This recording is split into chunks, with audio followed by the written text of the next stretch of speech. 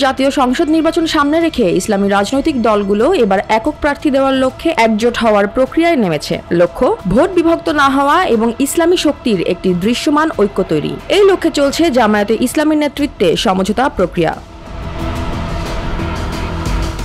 পর্দার আড়ালে ৮টি ইসলামী দল ও মধ্যপন্থী কয়েকটি দল যেমন এবি পার্টি, গণ অধিকার পরিষদ ও এনসিপি এই আলোচনায় যুক্ত হয়েছে। লিয়াজো কমিটির মাধ্যমে একাধিক গোপন বৈঠক হয়েছে এবং আলোচনা এখনও চলমান।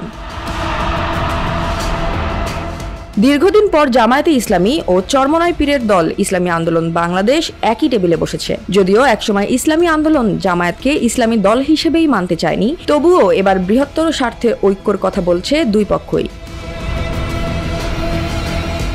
জামায়াতের সেক্রেটারি জেনারেল অধ্যাপক গোলাম সারওয়ার বলেন, ইসলামী শক্তির মধ্যে এবার নির্বাচনী ঐক্য অত্যাবশ্যক। আর ইসলামী আন্দোলনের যুগ্ম সচিব গাজী আতাউর রহমান বলছেন, এটি ভোটের জন্য সীমিত সমঝোতা, আদর্শ নয়।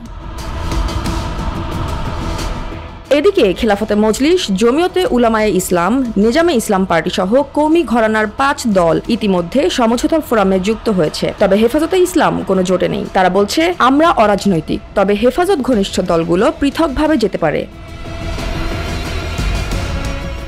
এখন সবচেয়ে বড় প্রশ্ন হচ্ছে, এই সমঝোতা কি জোটে পরিণত হবে নাকি শুধু প্রার্থী ভাগাভাগিতে সীমাবদ্ধ থাকবে? সব দলেরই কথা, নির্বাচনের তফসিল ঘোষণার পরই চূড়ান্ত রূপরেখা প্রকাশ্যে আসবে। একসময় একে অপরের কঠোর সমালোচক হলেও আজ এক মঞ্চে আসতে বাধ্য হচ্ছে ইসলামী দলগুলো, ভোটের রাজনীতির বাস্তবতা মেনেই।